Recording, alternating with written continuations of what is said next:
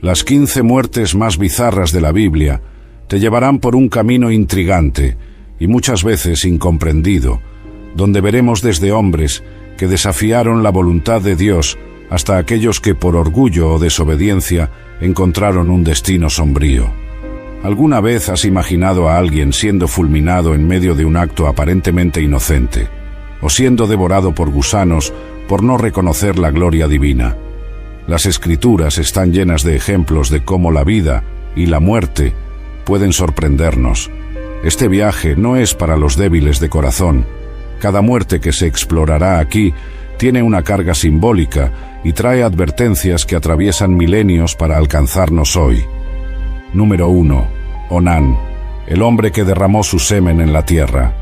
La historia de Onán, hijo de Judá, es una de las más peculiares y controvertidas de la Biblia. Encontramos este relato en el libro de Génesis, capítulo 38. Tras la muerte de su hermano Onán recibió la orden de su padre de casarse con su cuñada Tamar.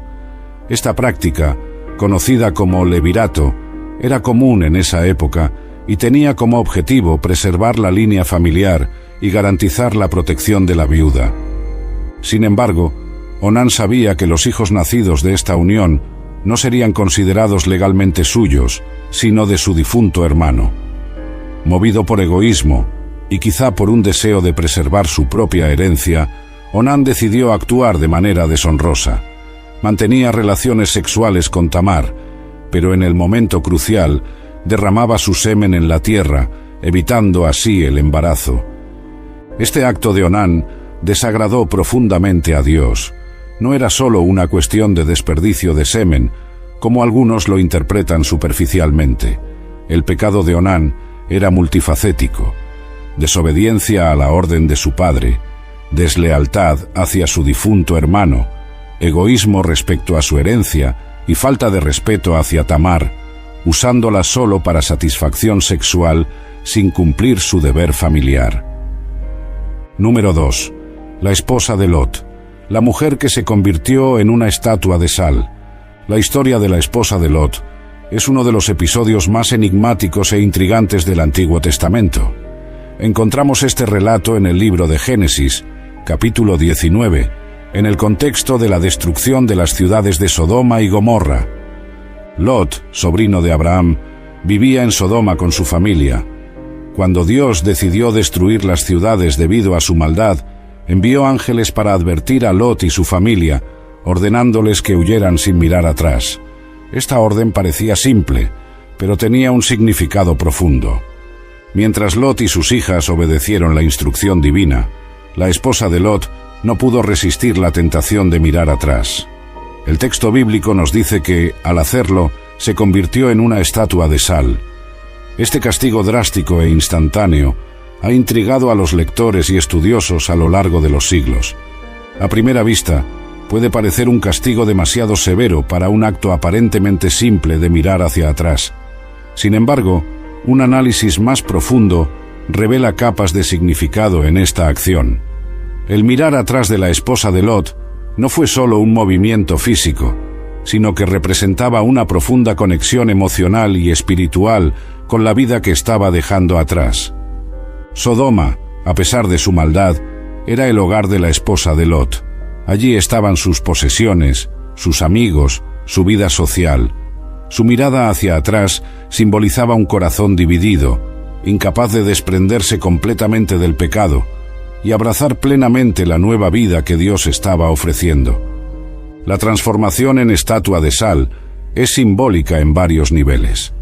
La sal, en la antigüedad, estaba asociada con la preservación y la purificación.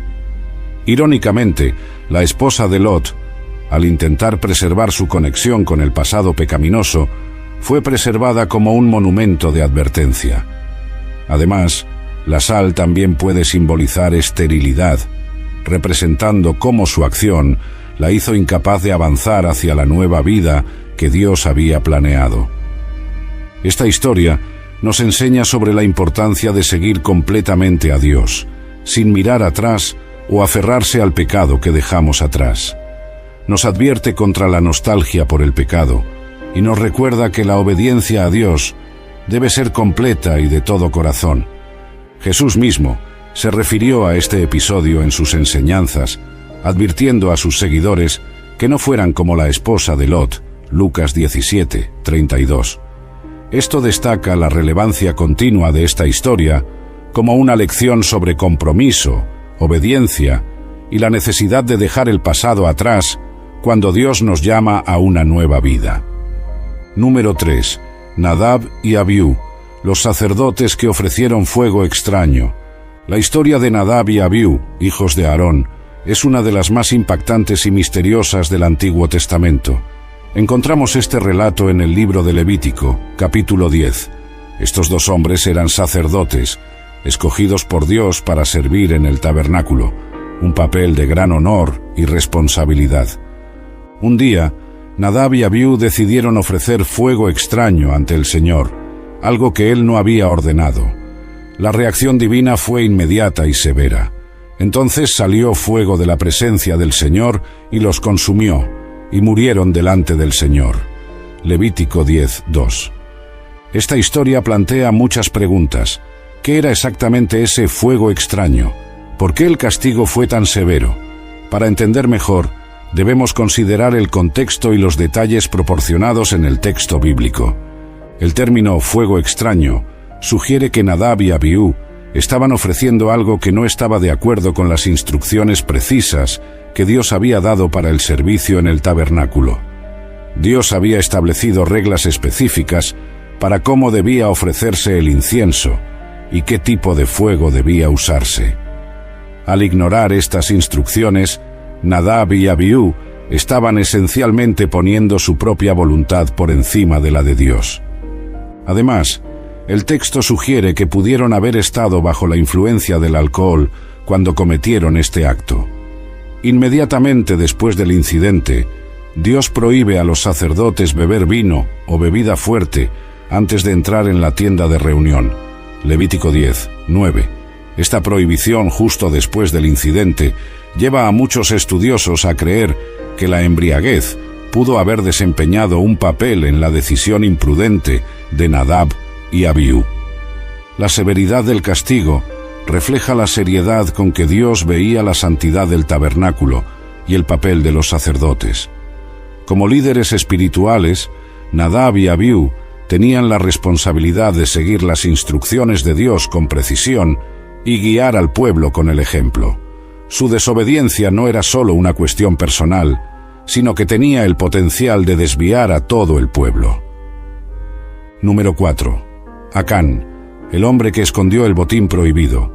La historia de Acán, relatada en el libro de Josué, capítulo 7, es un poderoso recordatorio de las consecuencias del pecado individual sobre toda una comunidad.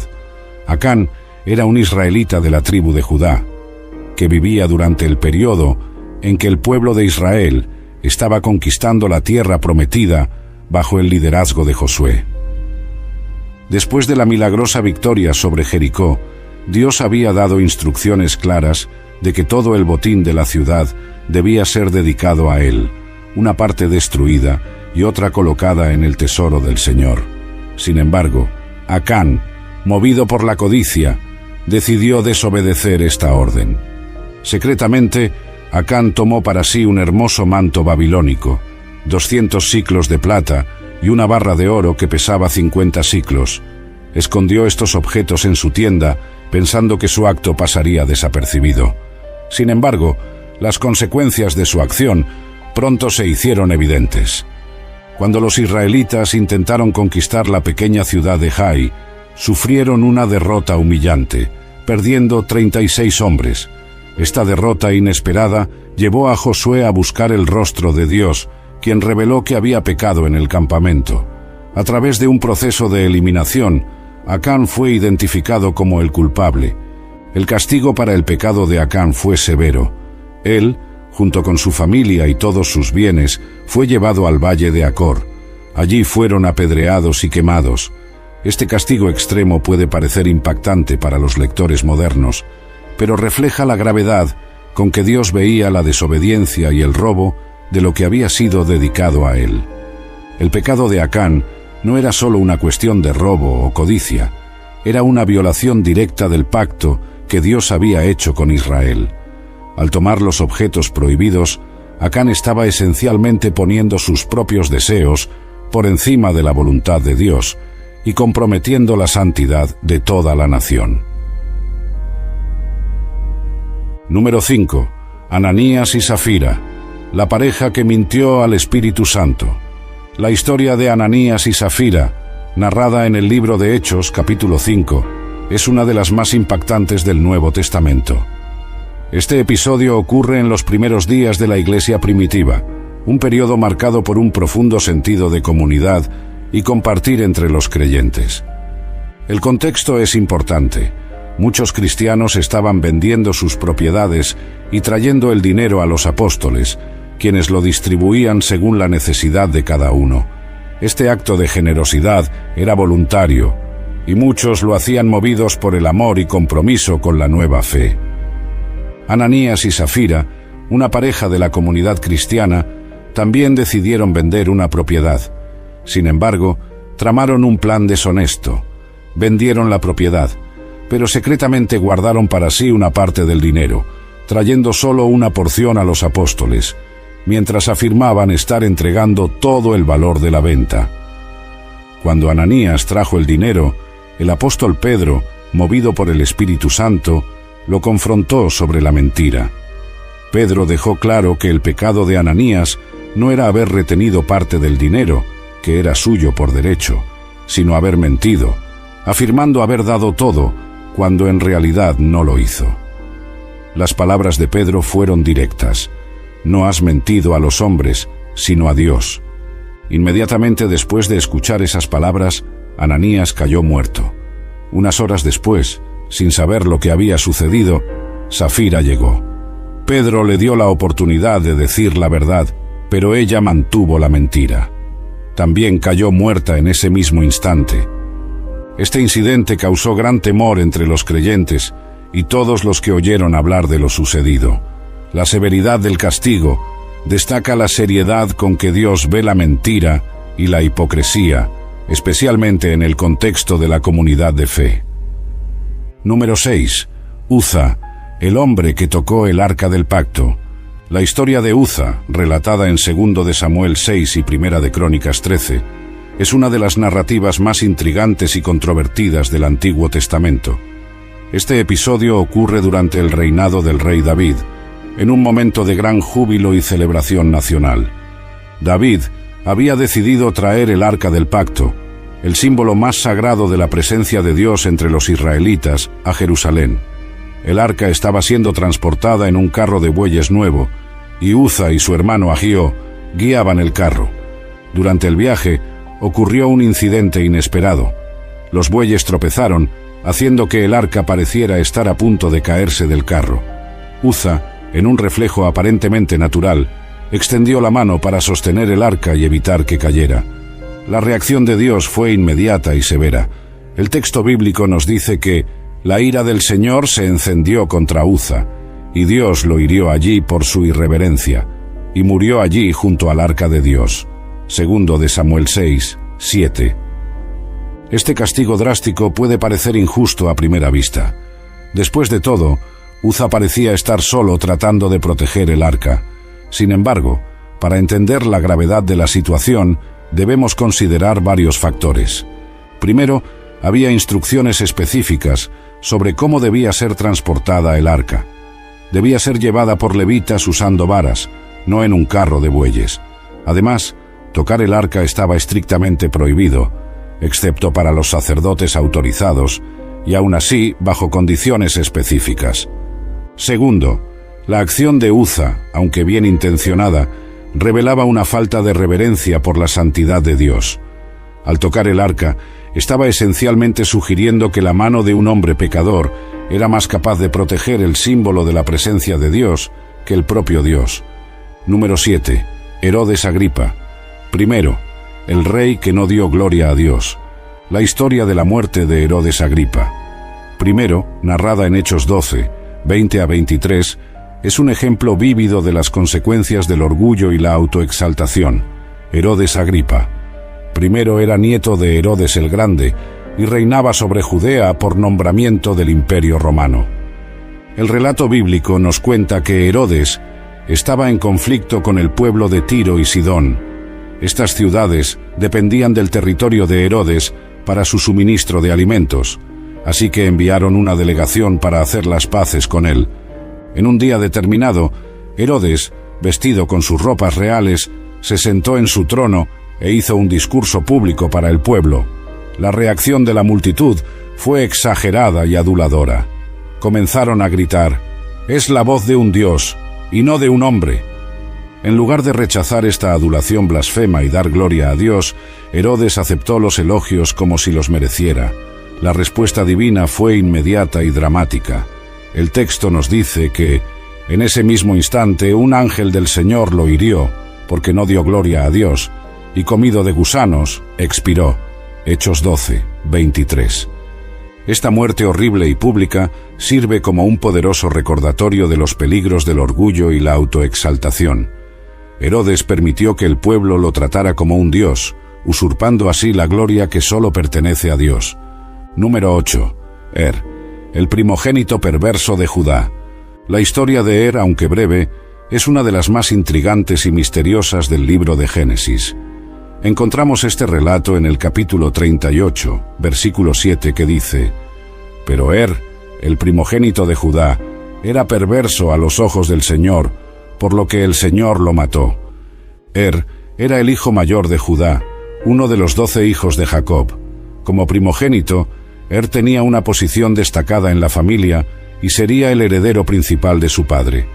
Además, formaba parte de la línea que eventualmente conduciría al nacimiento del Mesías, Jesucristo.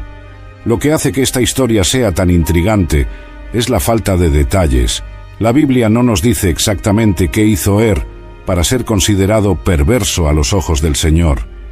Esta falta de información ha llevado a muchas especulaciones a lo largo de los siglos. Algunos estudiosos sugieren que pudo haberse involucrado en prácticas idolátricas, comunes entre los cananeos con quienes los israelitas convivían. Otros especulan que pudo haber sido cruel o injusto en sus negocios, o tal vez se involucró en inmoralidad sexual. Lo que sea que haya hecho, fue lo suficientemente grave como para que Dios lo considerara indigno de continuar la línea escogida.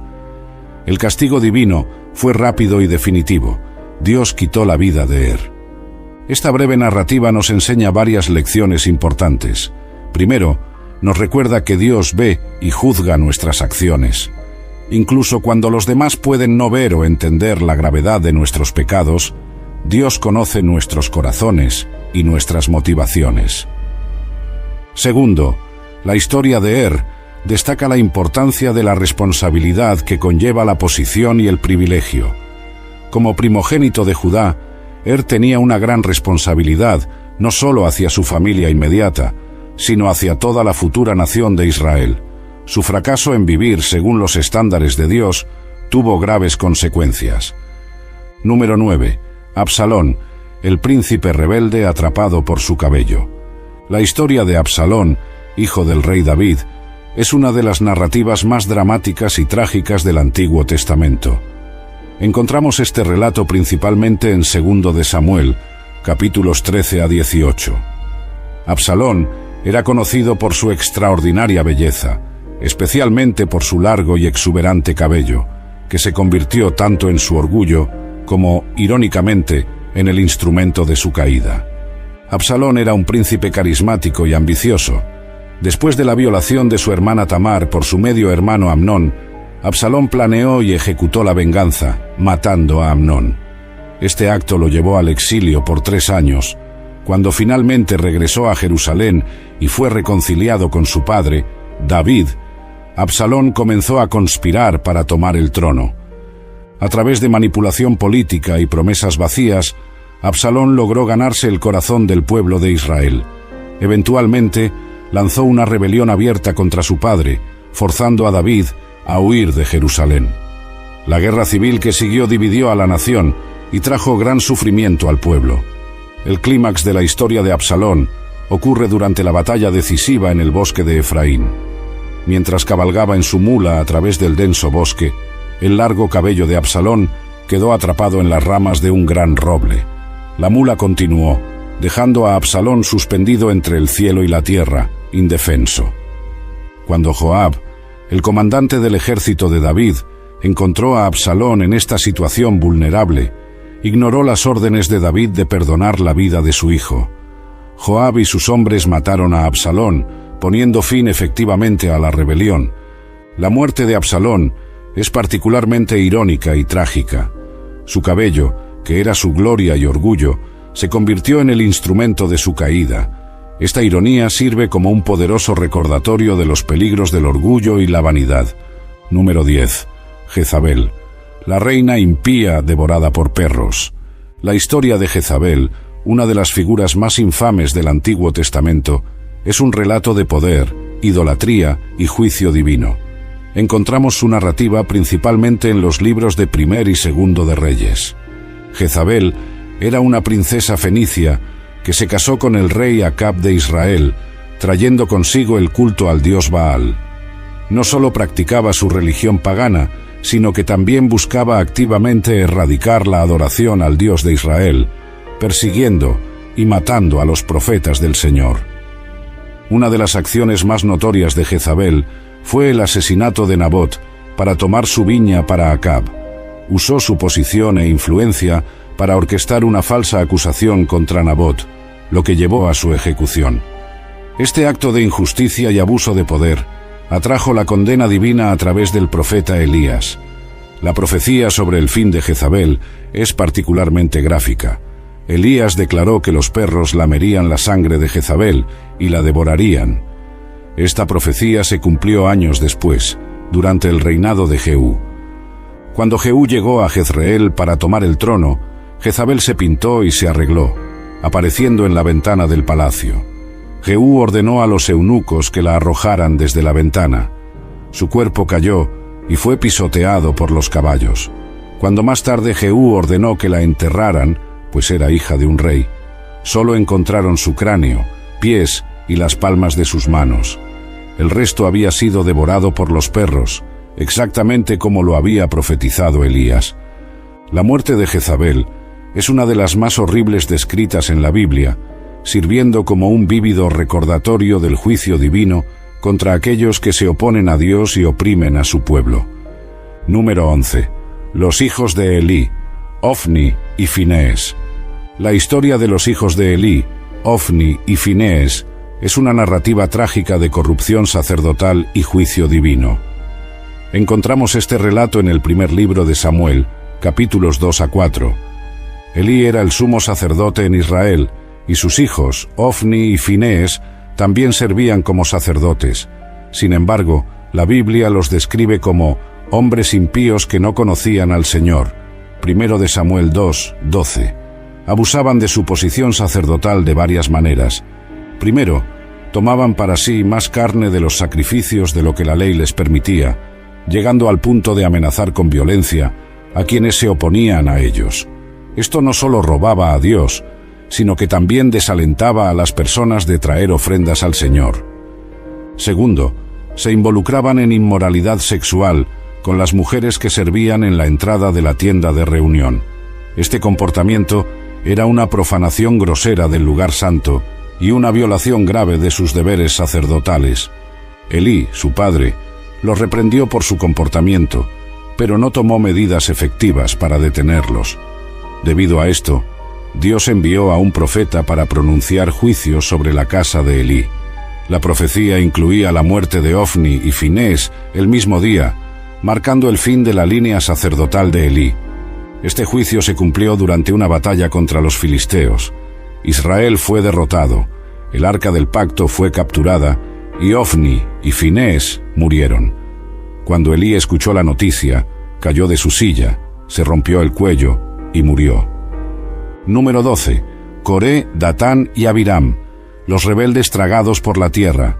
La historia de Coré, Datán y Abiram, narrada en Números 16, es una de las más dramáticas e impactantes del Antiguo Testamento. Este episodio ilustra las severas consecuencias de la rebelión contra la autoridad establecida por Dios. Coré era un levita, primo de Moisés y Aarón, mientras que Datán y Abiram eran de la tribu de Rubén. junto con 250 líderes prominentes de Israel, se rebelaron contra el liderazgo de Moisés y Aarón. Su queja principal era que Moisés y Aarón se habían exaltado por encima de la congregación, argumentando que todo el pueblo era santo. Esta rebelión no era solo contra Moisés y Aarón, sino contra el propio orden establecido por Dios. Moisés propuso una prueba para determinar a quién había elegido realmente Dios. Los rebeldes debían ofrecer incienso ante el Señor, y Dios mostraría a quién había santificado. Al día siguiente, cuando Coré reunió a toda la congregación contra Moisés y Aarón en la entrada de la tienda de reunión, apareció la gloria del Señor. Dios instruyó a Moisés y a Aarón a separarse de la congregación para que él pudiera consumirlos. Moisés intercedió por el pueblo, y Dios ordenó que la congregación se alejara de las tiendas de Coré, Datán y Abiram. El juicio divino fue rápido y dramático. La tierra se abrió y tragó a Coré, Datán y Abiram, junto con sus familias y todos sus bienes. Descendieron vivos al Seol, el mundo de los muertos. Al mismo tiempo, salió fuego del Señor y consumió a los 250 hombres que ofrecían incienso. Número 13. El rey Saúl, el monarca que consultó a una médium. La historia del rey Saúl, el primer rey de Israel, es una narrativa trágica de declive espiritual y moral. Su fin, narrado en 1 Samuel 28 y 31, es particularmente perturbador y sirve como una advertencia sobre las consecuencias de alejarse de Dios. Saúl comenzó su reinado con humildad y la bendición de Dios, pero con el tiempo se volvió desobediente y arrogante. Dios rechazó a Saúl como rey y eligió a David para sucederlo. Esto llevó a Saúl a una espiral de celos, paranoia y depresión. Al final de su reinado, Saúl enfrentaba una amenaza seria de los filisteos. Desesperado por orientación divina, intentó consultar al Señor, pero Dios no le respondió. En su desesperación, Saúl hizo algo que había prohibido en Israel. Buscó a una médium para invocar el espíritu del difunto profeta Samuel. La médium de Endor, sorprendentemente, realmente invocó a Samuel, o una aparición que se parecía a él. Samuel reprendió a Saúl por perturbarlo y reiteró que Dios había rechazado a Saúl como rey. Profetizó que Saúl y sus hijos morirían en la batalla al día siguiente y que el reino sería entregado a David. La profecía se cumplió. En la batalla contra los filisteos, los hijos de Saúl fueron asesinados y él fue gravemente herido. Para evitar ser capturado y humillado por los filisteos, Saúl pidió a su escudero que lo matara. Cuando el escudero se negó, Saúl se lanzó sobre su propia espada, cometiendo suicidio. Número 14. Sansón, el juez que murió con sus enemigos. La historia de Sansón, narrada en el libro de Jueces, capítulos 13 a 16, es una de las más conocidas y dramáticas del Antiguo Testamento. Sansón fue un juez de Israel, consagrado a Dios como nazareo desde su nacimiento, dotado de una fuerza sobrehumana. A pesar de sus extraordinarios dones, Sansón era un hombre de pasiones intensas y a menudo incontrolables. Su debilidad por las mujeres filisteas lo llevó repetidamente a situaciones peligrosas y comprometedoras. La más famosa de estas mujeres fue Dalila, quien lo traicionó al descubrir el secreto de su fuerza: su cabello, que nunca había sido cortado debido a su voto de nazareo. Después de que Dalila cortara su cabello mientras dormía, Sansón fue capturado por los filisteos, quienes lo cegaron y lo obligaron a trabajar como esclavo. Sin embargo, mientras estaba en prisión, su cabello comenzó a crecer de nuevo, simbolizando la renovación de su fuerza y su relación con Dios. El fin de Sansón llegó durante una gran celebración en el templo de Dagón, el dios pez de los filisteos. Llevado para entretener a sus captores, Sansón pidió a Dios una última manifestación de fuerza. Colocado entre las columnas centrales del templo, las empujó, haciendo que el edificio colapsara, matándose a sí mismo y a miles de filisteos. Las últimas palabras de Sansón fueron una oración: «Oh Señor soberano, acuérdate de mí. Oh Dios, Dame fuerzas una vez más, y deja que me vengue de los filisteos, aunque solo sea por uno de mis dos ojos. Jueces 16:28. Número 15. El rey Josías, el reformador muerto prematuramente. La historia del rey Josías, narrada en Segundo de Reyes 22-23 y Segundo de Crónicas 34-35, es una de las más inspiradoras del Antiguo Testamento, aunque termina de manera inesperada y trágica. Josías se convirtió en rey de Judá a los 8 años de edad, en un momento en que la nación estaba profundamente sumida en la idolatría y la apostasía. A los 16 años, comenzó a buscar al Dios de su antepasado David, y a los 20 años, inició una reforma religiosa radical en Judá. El punto crucial de su reinado ocurrió cuando se descubrió el libro de la ley, probablemente el Deuteronomio, durante la restauración del templo. Al escuchar las palabras de la ley, Josías rasgó sus vestiduras en señal de arrepentimiento e inició una reforma aún más profunda.